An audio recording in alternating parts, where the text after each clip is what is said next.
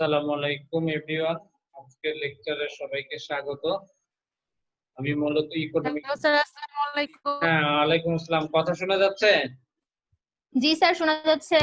আচ্ছা, সবাইকে মিউট করে নিয়ে মিউট করে আমি আমার টপিকসে চলে যাই, ঠিক আছে?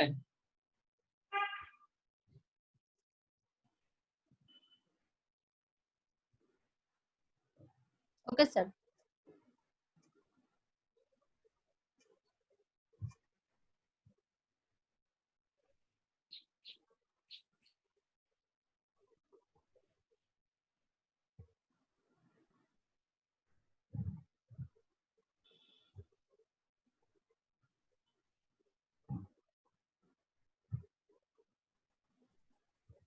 So this is lecture 1, chapter 1. We would like to talk about medieval economic thought, মধ্যযুগীয় অর্থনৈতিক চিন্তাধারা নিয়ে আমরা চ্যাপ্টার 1 এ কাজ করব।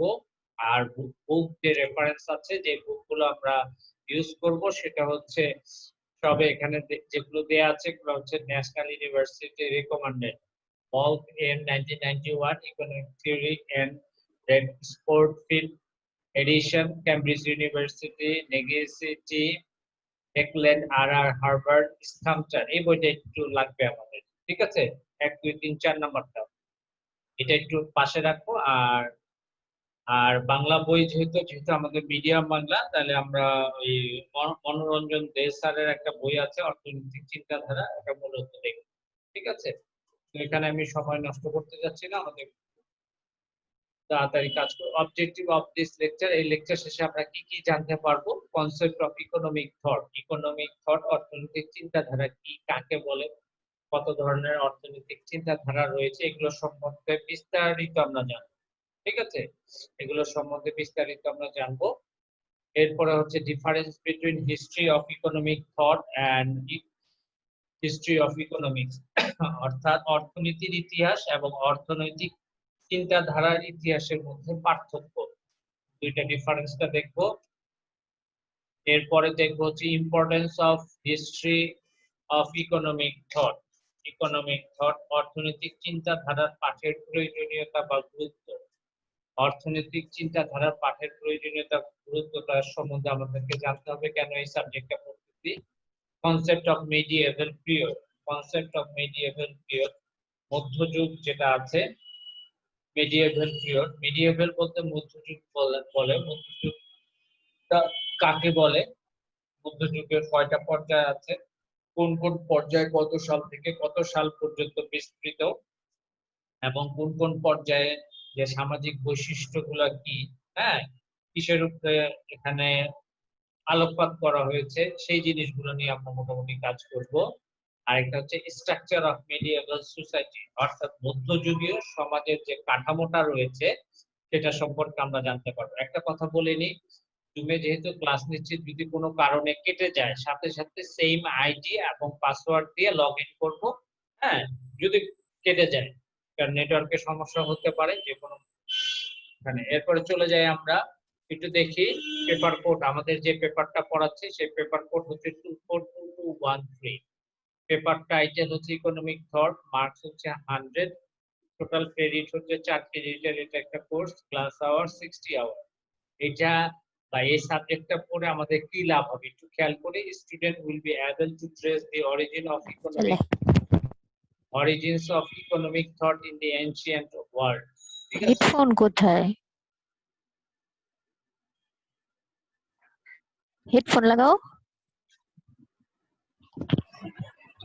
স্টুডেন্ট জানতে পারবে যে ইকোনমিক যে থটের এনশিয়েন্ট ওয়ার্ল্ড কোথা থেকে উৎপত্তি, এবং subsequent schools of economic thought সম্বন্ধে তারা জানতে পারবে, including the scholastic and emergence of early modern classical economics. Scholastic যে মতবাদ আছে সেটা সম্পর্কে জানতে পারবে, মডার্ন যে ক্লাসিক্যাল ইকোনমিক্স সেটা সম্বন্ধে জানতে পারবে।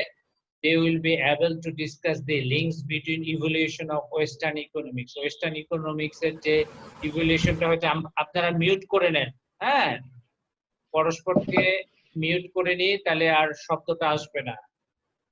আমি মিউট করে দিচ্ছি, মিউটটা করে নেন, তাহলে আর শুনতে পারবেন ঠিকঠাক মতো। So they will be able to discuss the links between the evolution of Western economics and the emergence of the economics as a distinct discipline.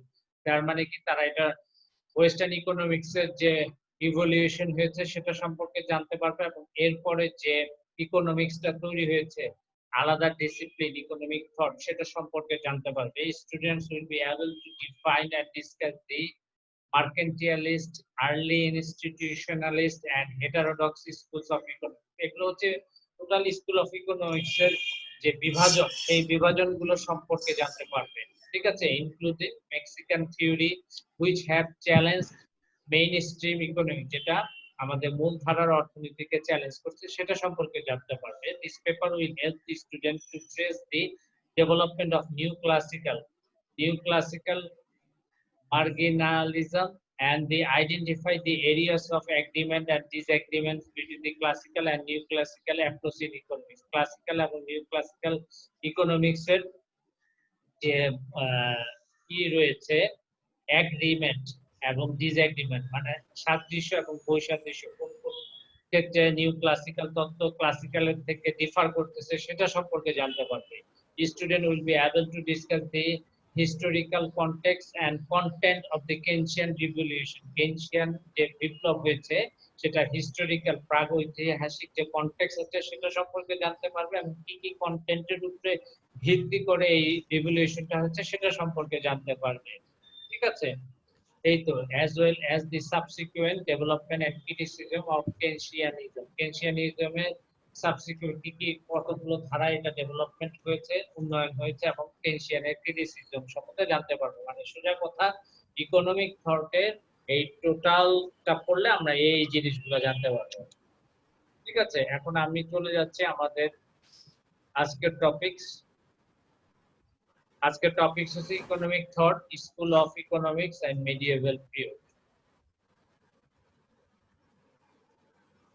তো কনসেপ্ট অফ ইকোনমিক থট বলতে কি বুঝো একটু খেয়াল করি আমি স্লাইডটা ইংরেজিতে করতে চেয়েছিলাম পরে অনেকেই পার্ট 3 পার্ট 2 বললো যে স্যার বাংলাতে করলে ভালো হয় যেহেতু আমাদের ক্লাস পরীক্ষায় আমরা কি বাংলাতে পরবর্তীতে বাংলাতে নিয়ে আসি খেয়াল করেন কনসেপ্ট অফ ইকোনমিক থটটা কি অর্থনৈতিক চিন্তাধারা জিনিসটা কি অপরাপর সামাজিক বিজ্ঞানের মধ্যে অর্থনীতি শাস্ত্রকে একটি বিবর্তন প্রক্রিয়ার মধ্যে দিয়ে অগ্রসর হতে হয়েছে এবং এখনো হচ্ছে এই প্রক্রিয়ায় সময় ব্যবধানে অর্থনীতির বিভিন্ন বিষয়ে বহু চিন্তাবিদদের ধ্যান ধারণা তত্ত্ব বক্তব্য পাওয়া যায় এই যে ক্লাসিক্যাল এই যে নিউ ক্লাসিক্যাল এরপরে কি আছে কেনশিয়ান এই যে বিভিন্ন ধারণা তত্ত্ব এই বক্তব্য পাওয়া যায় এগুলোর ধারাবাহিকতা বর্ণনা এবং বিশ্লেষণকে সাধারণ কথার অর্থনৈতিক চিন্তাধারা বলা হয় মানে কি এক এক স্কুল অফ থটের এক এক চিন্তাধারা ক্লাসিক্যাল এক কথা বলেছে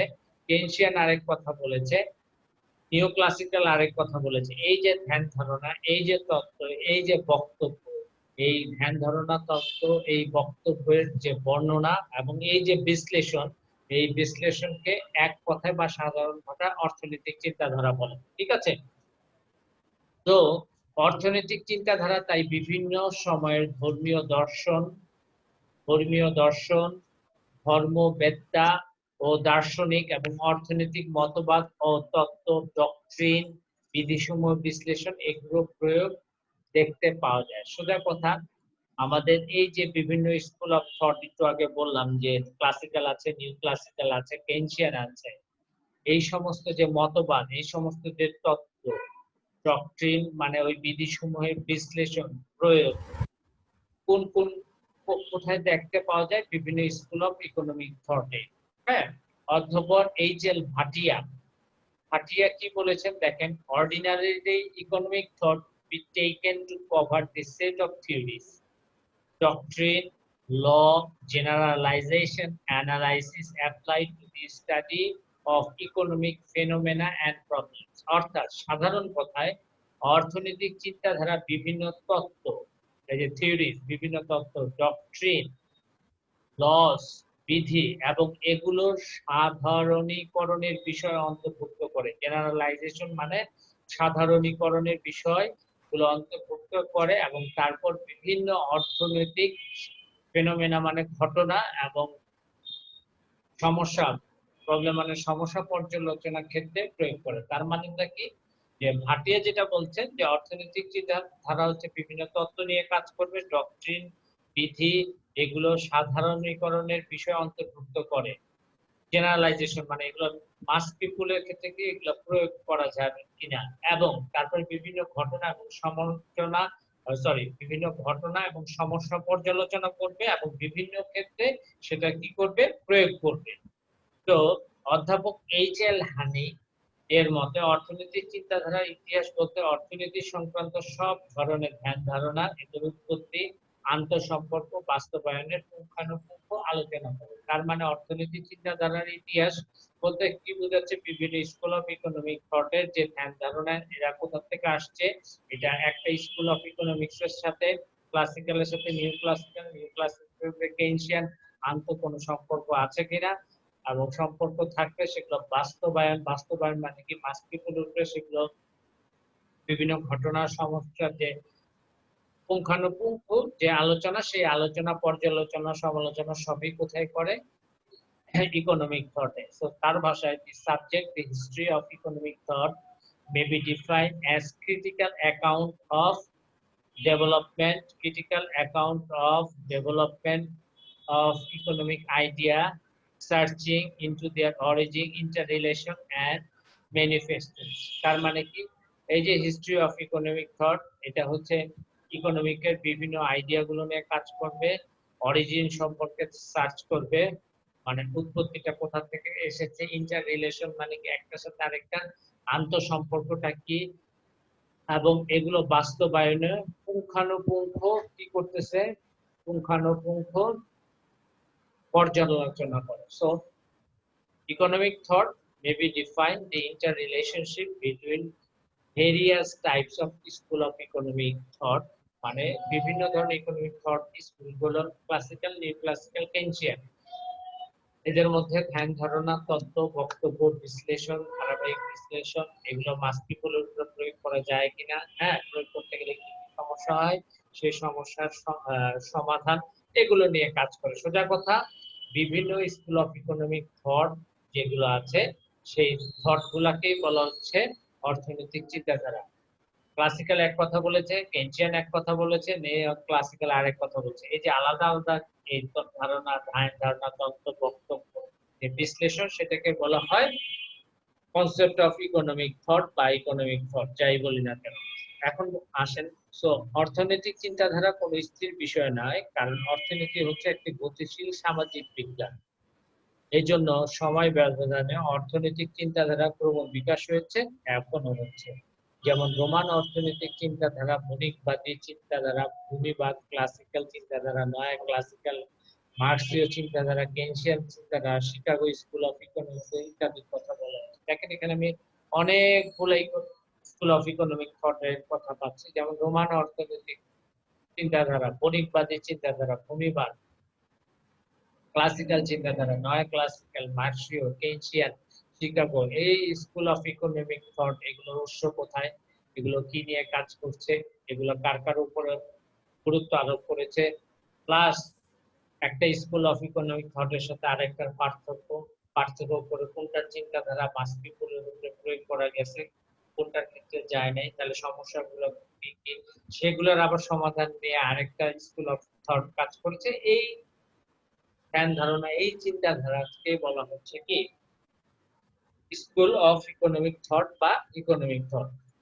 এরপরে চলে যাই আমরা পরের স্লাইডে, difference between history of economic. History of economic মানে অর্থনীতির ইতিহাস, এবং হিস্ট্রি অফ ইকোনমিক থট বলতে বোঝাচ্ছে অর্থনীতির চিন্তাধারার ইতিহাস। তাহলে কয় ধরনের ইতিহাস আমরা পাচ্ছি, যে একটা হচ্ছে অর্থনীতির ইতিহাস আর একটা হচ্ছে অর্থনৈতিক চিন্তাধারার ইতিহাস। এইটার কথা আমাদের সাধারণত একই মনে হয়, কিন্তু আসলে পুরোপুরি এক নয়, এদের মধ্যে যে লজিক্যাল রিলেশনশিপ আছে। দেখেন অধ্যাপক এইচ.এল. হ্যানের মতে অর্থনৈতিক ইতিহাস বলতে নিম্নোক্ত বিষয়সমূহকে বোঝায়। কি কি বিষয়সমূহকে বলে? বিশেষ ধরনের এক শ্রেণীর জ্ঞান বোঝায়। এরূপ জ্ঞান মানুষের অর্থনৈতিক জীবনযাপনের মধ্যে কতিপয় সাদৃশ্যতা তুলে ধরে অথবা প্রতিষ্ঠিত করে।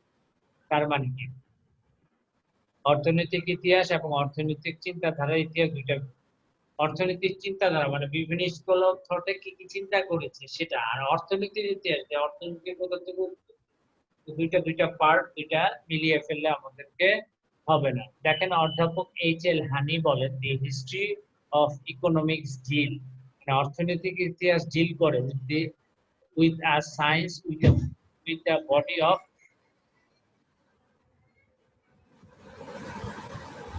Body of classical knowledge based upon the establishment of certain uniformities in economics life or the tendency of certain rules of flow from the given cause. তাহলে history of economic deal with a science, বিজ্ঞানের সাথে deal করে with a body of classified knowledge, একটা total বডির যে নলেজটা থাকে সেটা নিয়ে কাজ করে বেসড আপন দি এস্টাবলিশমেন্ট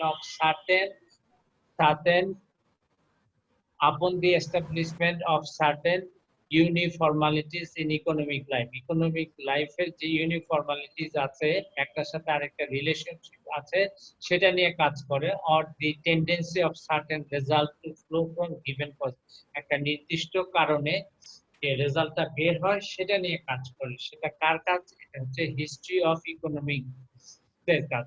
অর্থাৎ বলা যায় যে অর্থনীতির ইতিহাস সময় দ্বারা আবদ্ধ।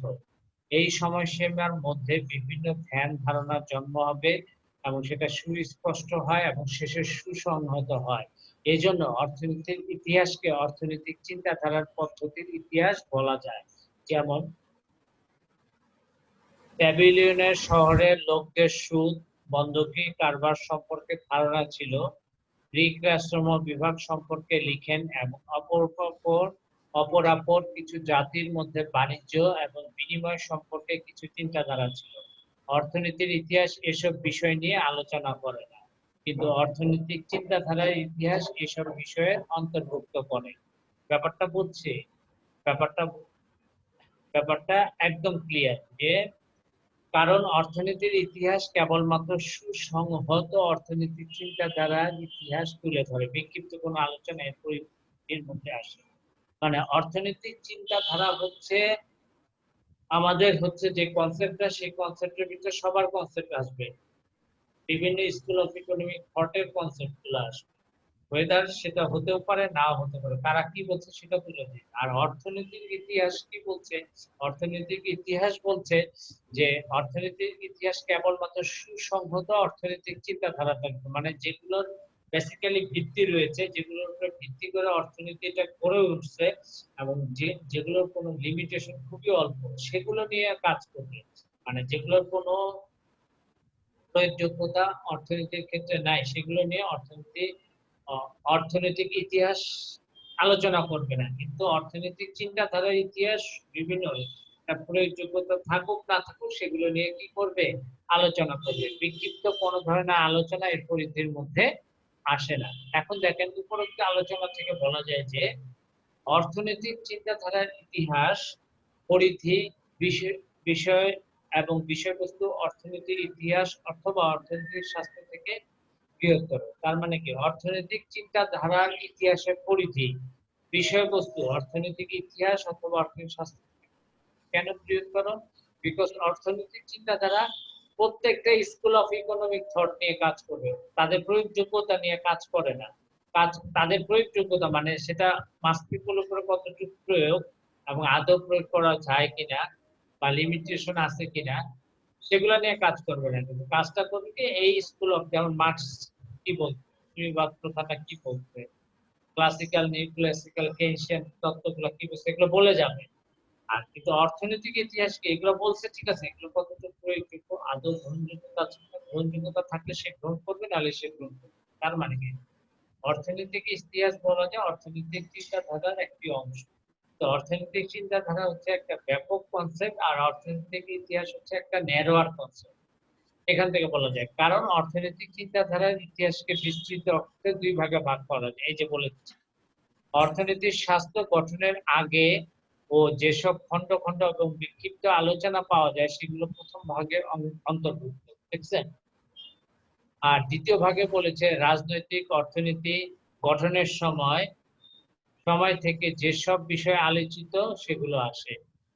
তো অর্থনৈতিক চিন্তাধারার ইতিহাসের উপরোক্ত দুই ধাপের মধ্যে দ্বিতীয় ভাগ নিয়ে পর্যালোচনা করে। কি বলেছে? অর্থনৈতিক ইতিহাসকে চিন্তাধারার ইতিহাসকে দুই ভাগে ভাগ করা যায়। একটা হচ্ছে প্রথম অর্থনৈতিক শাস্ত্র গঠনের আগে এবং পরে যেসব খন্ড খন্ড বিক্ষিপ্ত আলোচনা করা যায় সেগুলোকে প্রথম ভাগে আমি কনসিডার করেছি। অর্থনৈতিক ইতিহাসে শাস্ত্র গঠনের আগে কিন্তু বলছি। আরেকটা হচ্ছে রাজনৈতিক অর্থনীতি মানে পলিটিক্যাল ইকোনমি গঠনের সময় থেকে যেসব বিষয়ে আলোচিত হয় সেগুলোও এখানে আসবে। সো এই জন্য বলতেছি যে অর্থনৈতিক ইতিহাস, অর্থনৈতিক চিন্তাধারার ইতিহাসের উপরোক্ত দুই ভাগের মধ্যে দ্বিতীয় ভাগ নিয়ে পর্যালোচনা করে। ইকোনমিক হিস্ট্রি এই দ্বিতীয় ভাগটা নিয়ে কাজ করবে, কিন্তু অর্থনৈতিক চিন্তাধারার ইতিহাসকে সাধারণত ইতিহাসের একটি উল্লেখযোগ্য অংশ বলা যায়। এটাই তো বললাম, মানে সোজা কথা অর্থনৈতিক চিন্তাধারার ইতিহাস এই দুইটা নিয়ে, এক এবং দুই নিয়ে আলোচনা করে, কিন্তু অর্থনৈতিক ইতিহাস শুধুমাত্র দুই নিয়ে আলোচনা করে। তো অর্থনৈতিক চিন্তাধারার ইতিহাস হচ্ছে ব্রডার কনসেপ্ট, বৃহৎ ধারণা, আর অর্থনীতির ইতিহাস হচ্ছে সংক্ষিপ্ত ধারণা। এই তো, না বুঝলে আমাকে নক দিয়ে চ্যাট বক্সে মেসেজ দিয়ে রাখেন, আমি লাস্ট 5 মিনিটে বুঝিয়ে দেব। এখন আসেন importance of economic thought. Economic থটের যে গুরুত্ব সেটা দেখেন। আগে মনে করা হতো বহু আগের অর্থনীতির চিন্তাধারার পাঠনের কোনো প্রয়োজন নাই, কিন্তু বর্তমান কালে কম বেশি সবাই এই বিষয়ে যথেষ্ট অধ্যয়নের প্রয়োজন আছে বলে মনে করি। প্রাচীন কালের সাথে সংযোগ, কেন আমি হিস্ট্রি অফ ইকোনমিক থট না পড়লে আমি প্রাচীন কালের সাথে এনশিয়েন্ট পিরিয়ডে কোথা থেকে এই যে আজকে বাংলা দেশের উপরে যে আমরা যে জাতি আর্য থেকে আসছে, কিভাবে আসছে, আমি যদি আমার এনশিয়েন্ট হিস্ট্রি না জানি তো আমি রিলেট করতে পারবো না। অনেকে বলে যে বাঙালি হলো সম্পদ জাতি। কেন সম্পদ জাতি? সম্পদ জাতি বলার কারণটা কি? তার মানে আমাদের পূর্বপুরুষ জানতে হবে, যার আগে কারা ছিল, তার আগে কারা ছিল, কিভাবে বাংলাদেশে থেকে আমরা আসছি, গেলে প্রাচীনের সাথে আমাদের সংযোগটা ঘটাতে হবে। একটু দেখেন, খেয়াল করেন, অর্থনৈতিক চিন্তাধারার মধ্যে সুনির্দিষ্ট ঐক্য ধারাবাহিকতা থাকা প্রয়োজন, যা অতীতের সাথে আমাদের সংযোগ রক্ষায় সহায়তা করে। প্রাচীনকালের একজন চিন্তাবিদ এইজি অনস্কেন এই বিষয়ের উপর গুরুত্ব আরোপ করেন। উদাহরণস্বরূপ বলা যায় যে অর্থনীতির বিভিন্ন বিষয় সম্পর্কে প্লেটো, অ্যারিস্টটল প্রমুখ লেখা থেকে আরম্ভ করে গ্রিক, রোমান এবং খ্রিস্টীয় মতবাদ থেকে আমরা অনেক কিছু জানতে পারি। এজন্য প্রাচীনকালের অর্থনৈতিক চিন্তাধারা দর্শন সম্পর্কে জানতে হলে অর্থনৈতিক চিন্তাধারার ধারাবাহিকতা সম্পর্কে জ্ঞান লাভ করা যথেষ্ট গুরুত্বপূর্ণ। অধ্যাপক এজি রে বলেন, ওল্ড ডকট্রিন নেভার ডাই, মানে আগে যা ঘটনাগুলো ঘটেছে সেটা কখনো মারা যায় না। দে অনলি ফেড অ্যাওয়ে, মানে আস্তে আস্তে হালকা হালকা মুছে যায়, ফেড হয়ে যায়। With strange power of repercussions in an appropriate environment, পরবর্তীতে এই যে স্ট্রেঞ্জ পাওয়ার থাকে সেটা আরেকটা এনভায়রনমেন্টের ভিতরে সর্ট আউট হয়ে যায়। সো প্রাচীনকালের সাথে সংযোগ রক্ষার ক্ষেত্রে কি করতে হবে? আমাদের ইকোনমিক থটটা খুবই গুরুত্বপূর্ণ। ঠিক আছে, বিভিন্ন স্কুল সম্পর্কে জ্ঞান অর্জন। চ্যাট বক্সে হাত উঠায় কি শামিমা নাসরিন হাত উঠায় লাভ নাই, চ্যাট বক্সে জাস্ট আপনার কোশ্চেনটা পাঠান, আমি সলিউশন করে দিব। ওকে, চ্যাট বক্সে তো বিভিন্ন অর্থনীতির স্কুল সম্পর্কে ধারণা একটু খেয়াল করে, বিভিন্ন স্কুল সম্পর্কে কি ধারণা পাওয়া যায় দেখেন। অর্থনীতির বিভিন্ন দিক পর্যালোচনা, ব্যাখ্যা এবং বিশ্লেষণের সময় বিভিন্ন সময় ব্যবধানে অর্থনৈতিক স্কুলের জন্ম হয়। একটি স্কুল পৃথক বৈশিষ্ট্যের অধিকারী এবং অর্থনীতির আলোচনায় প্রতিটি স্কুলের নিজস্ব ধরন এবং বৈশিষ্ট্য রয়েছে। প্রতিটি স্কুলের বিভিন্ন বৈশিষ্ট্য রয়েছে, নিজস্ব ধরন রয়েছে। উদাহরণ হিসেবে ঐতিহাসিক স্কুল, প্রান্তিকবাদী, ক্লাসিক্যাল, নয় ক্লাসিক্যাল ইত্যাদি নামকরণ করা যায়। এসব স্কুলের বিভিন্ন তত্ত্ব, সিদ্ধান্ত, নীতিগত সুপারিশ ইত্যাদি সম্পর্কে জ্ঞান আহরণ করতে হলে অর্থনৈতিক চিন্তাধারার ইতিহাস পাঠ করা প্রয়োজন। অবভিয়াসলি অর্থনৈতিক চিন্তাধারা পাঠ যদি আমি না করি, এক একটা স্কুল অফ ইকোনমিক থটের জিনিসগুলো জানতে পারবো না, তাদের কনসেপ্টটা কি, তাদের নিজস্ব ধরনটা কি, তাদের বৈশিষ্ট্যটা কি। হ্যাঁ, প্রান্তিকবাদী, ক্লাসিক্যাল, নয় ক্লাসিক্যাল বিভিন্ন থট আছে। এসব স্কুলে বিভিন্ন তত্ত্ব, সিদ্ধান্ত, নীতিগত সুপারিশ সম্পর্কে আমাদের জানতে গেলে অবশ্যই আমাদের ইকোনমিক থট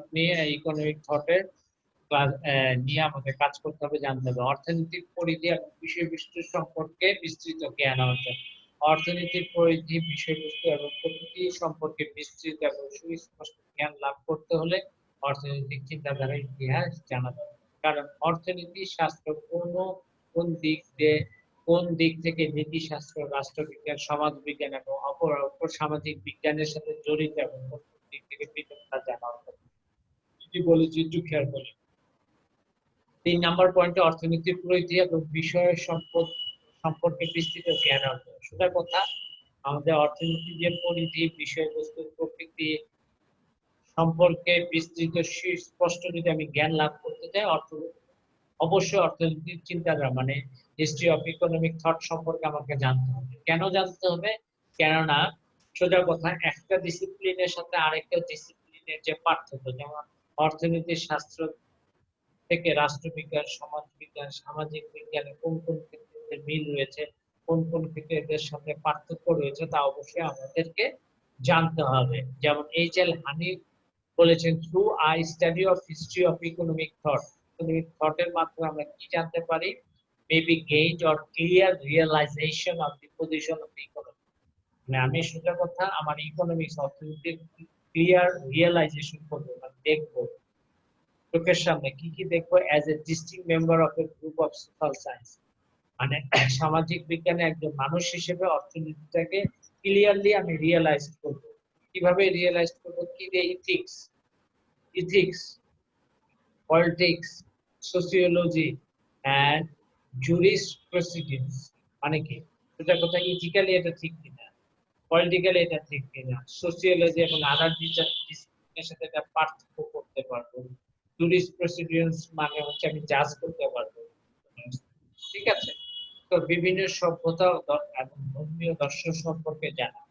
অবশ্যই অর্থনৈতিক চিন্তাধারা একটা বিবর্তনমূলক প্রক্রিয়া। এই প্রক্রিয়ায় বিভিন্ন যুগের দর্শন, সভ্যতার সংযুক্ত থাকে।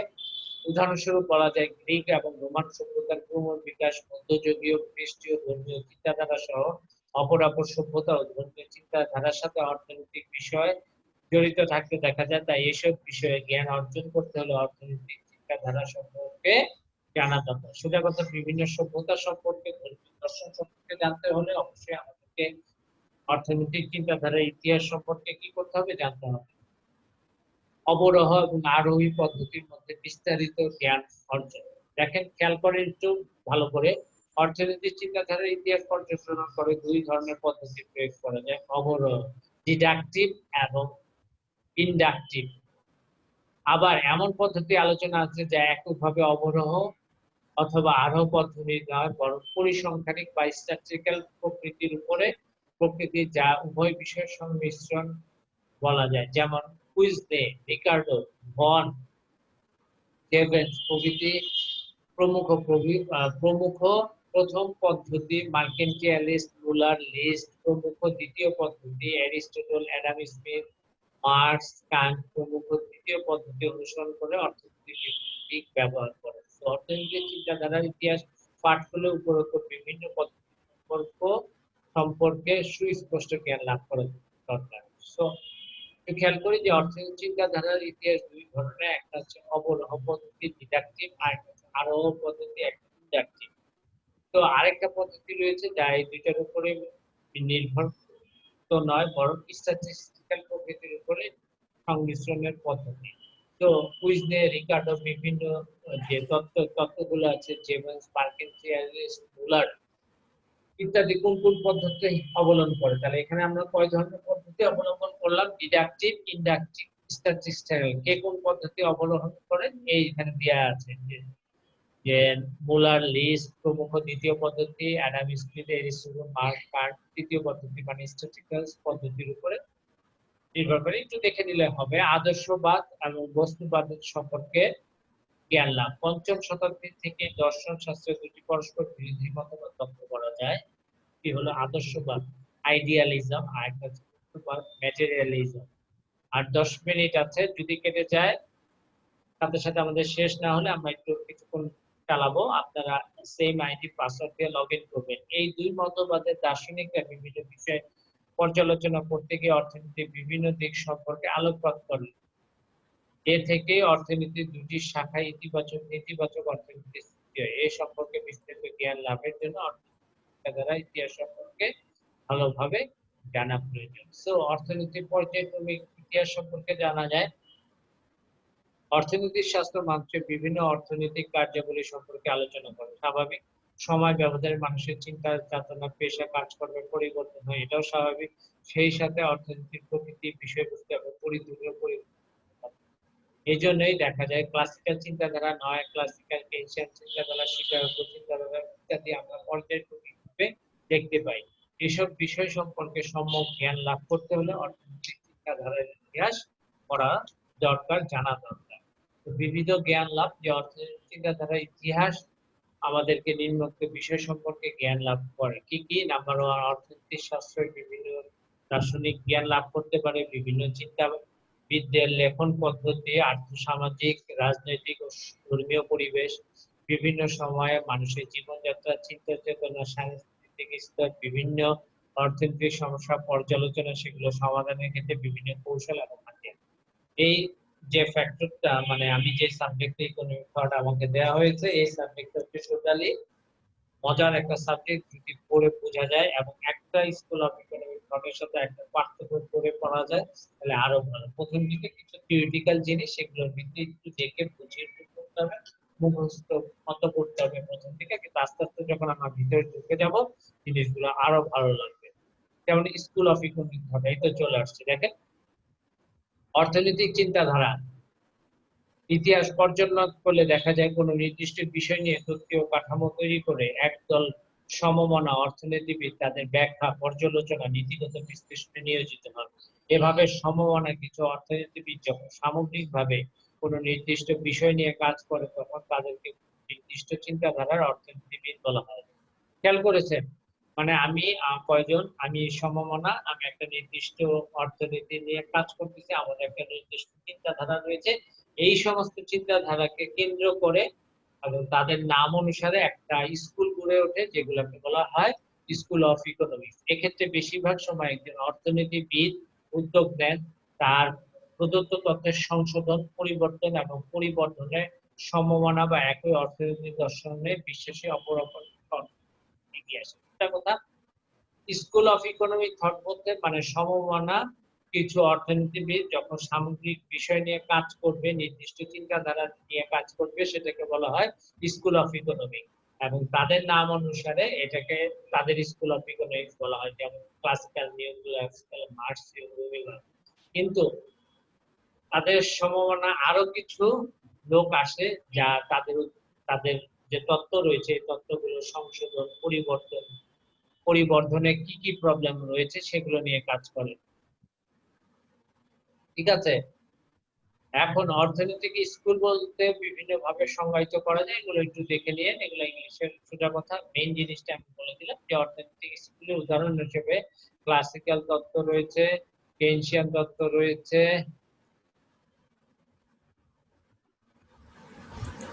ক্লাসিক্যাল তত্ত্ব রয়েছে, নয়া ক্লাসিক্যাল তত্ত্ব রয়েছে, প্রান্তিকবাদী স্কুল রয়েছে, Chicago school of economic thought রয়েছে, মিডিয়েভেল পিরিয়ড। একটু খেয়াল করি, মিডিয়েভেল পিরিয়ড বা মধ্যযুগীয় সময়টা কি, খুব ইম্পর্টেন্ট, এই কোশ্চেনটা প্রায়ই আসে। একটু খেয়াল করেন সবাই, মিডিয়েভেল বা মধ্যযুগটা কি, কোন সময়কে সঠিকভাবে মধ্যযুগ বলা যায় তা নিয়ে অর্থনীতিবিদদের মধ্যে প্রচুর মতভেদ রয়েছে। বেশিরভাগ লেখক মনে করেন 476 খ্রিস্টাব্দ রোমান সাম্রাজ্য পতনের পর থেকে মধ্যযুগের আরম্ভ হয়। কবে থেকে মধ্যযুগের আরম্ভ হয়? 476 খ্রিস্টাব্দের পরের থেকে। তবে এই যুগের শেষ সম্পর্কে অর্থনীতিবিদরা কোনো মতৈক্যে পৌঁছাতে পারেনি। ওই যুগের শেষ সম্পর্কে ডাক্তার ইন্দ্রা এবং অন্যদের মতে মধ্যযুগের সময়সীমা মোটামুটি 1300 খ্রিস্টাব্দ ছিল, কিন্তু এই সম্পর্কে অপর অর্থনীতিবিদরা একমত নয়। আবার কেউ কেউ বলেন পঞ্চম শতাব্দীর শেষ দিকে রোম সাম্রাজ্যের পতনের পর থেকে পঞ্চদশ শতাব্দীর মধ্যভাগ পর্যন্ত সময়সীমাকে ইউরোপের মধ্যযুগ বলা হয়। ঠিক আছে? তো কেউ বলছে 476 সমাজের পতন থেকে হয়ে গেছে মধ্যযুগের শুরু, কেউ বলেছে কি ইনকাম 1300 খ্রিস্টাব্দ পর্যন্ত ছিল, আবার কেউ বলেছে যে পঞ্চম শতাব্দীর শেষ দিক থেকে রোম সাম্রাজ্যের পতনের পর থেকে পঞ্চদশ শতাব্দীর মধ্যভাগ পর্যন্ত সময়সীমাকে মধ্যযুগ বলা হয়েছে। তিনটা কনসেপ্ট চলে আসছে। তো অধ্যাপক এইচ.এল. হানি মধ্যযুগকে দুই ভাগে ভাগ করে দেখান। তো প্রথম পর্যায়ে হচ্ছে 400 থেকে 1200 সাল পর্যন্ত, আরেকটা দ্বিতীয় পর্যায়ে হচ্ছে 1200 থেকে 1500 সাল পর্যন্ত। তো 400 থেকে 1200 সাল পর্যন্ত এই সময় খ্রিস্টীয় ধর্ম রোমান প্রতিষ্ঠান সমূহের বিরোধিতা করতে থাকে। এতে নানা ধরনের ক্রিয়া প্রতিক্রিয়া সৃষ্টি হয় এবং অবশ্যই সমাজ, অর্থনীতি, ধর্মীয় দর্শনের মধ্যে কিছু পুনর্গঠিত হয়। তো 400 থেকে 1200 খ্রিস্টাব্দে তেমন কিছু হয়নি, ঠিক আছে, কিন্তু 1200 থেকে 1500 সাল পর্যন্ত এই সময় ভারতে সামন্তবাদ, ফিউডালিজম এবং স্কলাস্টিক মতবাদের উদ্ভব হয়। এগুলো এক একটা স্কুল অফ ইকোনমিক উদ্ভব হয়েছে এবং এই শেষাক্ত মতবাদ সেন্ট অ্যাকুইনাসের উদ্যোগে অ্যারিস্টটলের মতবাদ এবং ধর্মীয় দর্শনের মধ্যে সমন্বয়ের মাধ্যমে গড়ে ওঠে। সো হানিয়ের মতে কত থেকে দুইটা ভাগ করা গেছে মধ্যযুগে, 400 থেকে 1200, 1200 থেকে 1500। তো প্রথম পর্যায়ে কি করেছে? প্রথম পর্যায়ে খ্রিস্টীয় ধর্ম রোমের প্রতিষ্ঠান সমূহ পারস্পরিক বিরোধিতা করে নানা ক্রিয়া প্রতিক্রিয়ার মাধ্যমে সমাজ, অর্থনীতি, ধর্মীয় দর্শনের মধ্যে কিছুটা পুনর্গঠিত হয়। কোন পর্যায়ে? 400 থেকে 1200। 1200 থেকে 1500 সালের ভিতরে স্কলাস্টিক মতবাদ, ফিউডালিজম, সামন্তবাদের উদ্ভব বিকাশ হয় এবং সেন্ট অ্যাকুইনাসের উদ্যোগে অ্যারিস্টটলের মতবাদ এবং খ্রিস্টীয় ধর্মীয় মতবাদের দর্শনের মধ্যে একটা সমন্বয় গড়ে ওঠে। ক্লিয়ার? কোনো সমস্যা থাকলে আমাকে নক দিন। এরপরে আসেন structure of the medieval society. So মধ্যযুগকে অনেকে অন্ধকার যুগ বলা হতো, তবে এই কথা মধ্যযুগের প্রথম পর্যায়ের ক্ষেত্রে প্রযোজ্য হলো, দ্বিতীয় পর্যায়ের ক্ষেত্রে তা প্রযোজ্য নয়, কারণ এই সময়সীমার মধ্যে দ্বাদশ ত্রয়োদশ শতাব্দীতে ইংল্যান্ড, জার্মানি, ফ্রান্স নগর অর্থনীতি, পেশাগত বিভাজন, বিভিন্ন পৌরসভার মধ্যে বাণিজ্য ইত্যাদির প্রসার হয়। নিচে মধ্যযুগের সামাজিক এবং কাঠামোগত বৈশিষ্ট্য আলোচনা করা হতো। এক হচ্ছে গ্রামীণ কমিউনিটি। তো মধ্যযুগের সামাজিক ও অর্থনৈতিক কমিউনিটি হিসেবে গ্রামীণ সমাজ ব্যবস্থা প্রচলিত ছিল। এই গ্রামীণ সমাজ জেনোসিস ক্রাফট নামে পরিচিত ছিল। এই সমাজের নিম্নলিখিত বৈশিষ্ট্য ছিল: গ্রামীণ সমাজ স্বনির্ভর ছিল, লোকজনের আচরণ গণতান্ত্রিক ছিল, সমাজের ধন সম্পদের বৈষম্য ছিল না বললেই চলে, লোকজনের মধ্যে ভ্রাতৃত্ববোধ ছিল, একটি সাধারণ মূল্যের ভিত্তিতে বিভিন্ন পরিবারের মধ্যে শস্যাদি বিনিময় প্রথা ছিল, সামাজিক নিয়ম কানুন। মধ্যযুগে রোমানরা ব্যক্তিগত সম্পত্তির মালিকানার উপর গুরুত্ব আরোপ করত। এর ভিত্তিতে তারা বিভিন্ন সমাজের নিয়ম কানুন প্রবর্তন করে, কিন্তু ওই সমাজের জার্মান উপজাতি এর পাশাপাশি সম্পদের উপর সমাজের মালিকানার উপরও কিছু কিছু ক্ষেত্রে গুরুত্ব আরোপ করে। এই উপজাতি বেশিরভাগ ক্ষেত্রে সম্পদের উপর গণতান্ত্রিক উপায়ে ব্যক্তির স্বাতন্ত্র্যবাদকে গুরুত্ব দেয়। উদাহরণস্বরূপ বলা যায় কৃষিক্ষেত্রে নিজেদের জমিতে চাষাবাদের পাশাপাশি গ্রামীণ কমিউনিটির লোকজন একইভাবে সমাজের জন্য কাজ করতে বাধ্য থাকতো। মানে বাংলাদেশের ক্ষেত্রে যেমন কয়েক ঘর মিলে সমাজ, জমি থাকবে, জমিতে চাষাবাদ করে ওই সমাজের সবাই মিলে, এই কথাটাকেই মূলত বলা হয়েছে। হ্যাঁ, এই সময়ে রোমান আইন কানুন সম্পত্তি উপর চরম ও অনমনীয় অধিকারের পক্ষে ছিল, কিন্তু জার্মান উপজাতিরা মনে করত যে সম্পত্তির উপর অধিকার আপেক্ষিক এবং পরিবর্তনশীল হওয়া উচিত। ঠিক আছে, যেমন দেখেন বসবাসের স্থান, ডুয়েলিং প্লেসেস, বাগান, পশু চারণ ভূমি, পতিত জমি। প্রথম দুই ক্ষেত্রে ব্যক্তি মালিকানা মূলত স্বীকৃত, ক্ষেত্রে বাসস্থানের স্থান এবং বাগান। এবং দ্বিতীয় যে ক্ষেত্রটা রয়েছে, দুই ক্ষেত্রে মূলত মালিক স্বীকৃত, কিন্তু তৃতীয় ক্ষেত্রে পতিত জমির ক্ষেত্রে কমিউনিটি। মানে তিন ধরনের: বাসস্থান, বাগানের ক্ষেত্রে মালিকানাধীন, কিন্তু পতিত জমির ক্ষেত্রে কমিউনিটির সিদ্ধান্ত অনুযায়ী ব্যবহার হতো। চতুর্থ শ্রেণীর জমি সাধারণ সম্পত্তি হিসেবে ব্যবহৃত হতো। ঠিক আছে,